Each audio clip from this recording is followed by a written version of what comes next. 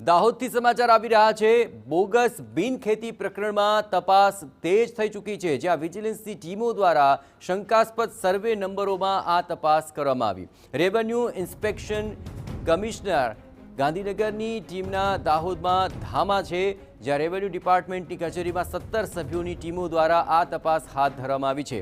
શંકાસ્પદ સર્વે નંબરોમાં નવેસરથી ડોક્યુમેન્ટની ખરાઈ કરવામાં આવી રહી છે। સ્થળ ચકાસણી માટે પણ ટીમોએ તમામ સર્વે નંબરોની એક પછી એક મુલાકાત લીધી।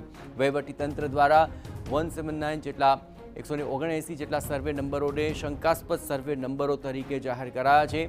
એડિશનલ કલેક્ટર, ડેપ્યુટી કલેક્ટર, મામલતદાર, 5 જેટલા ક્લાર્ક તેમજ 9 નાયબ મામલતદાર સહિતના 17 અધિકારીઓની ટીમ દ્વારા આ તપાસ હાથ ધરવામાં આવી રહી છે।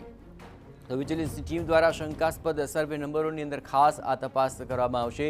રેવન્યુ ઇન્સ્પેક્શન કમિશનર અને ગાંધીનગર ટીમના દાહોદની અંદર આ તપાસના ધામા છે। વધુ વિગતે વાત કરવા જોડાઈ રહ્યા છે TV9 સંવાદદાતા પ્રિતેશ, જે તપાસ ચાલી રહી છે, શું તેની વિશેષતા છે અને કઈ કઈ જગ્યાઓ પર આ તપાસ અત્યારે ચાલી રહી છે?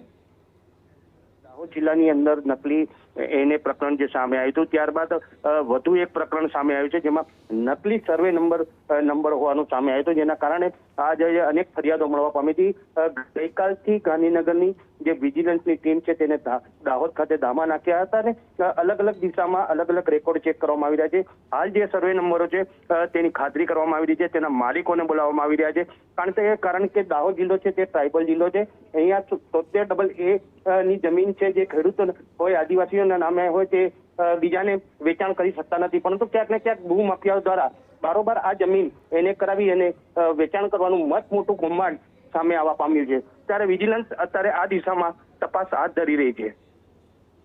હવે પ્રિતેશ, તો દાહોદની અંદર જે શંકાઓ ઉપજી અને તેને લઈને વિજિલન્સની ટીમ દ્વારા શંકાસ્પદ સર્વે નંબરોની આ તપાસ હવે તેજ બની છે।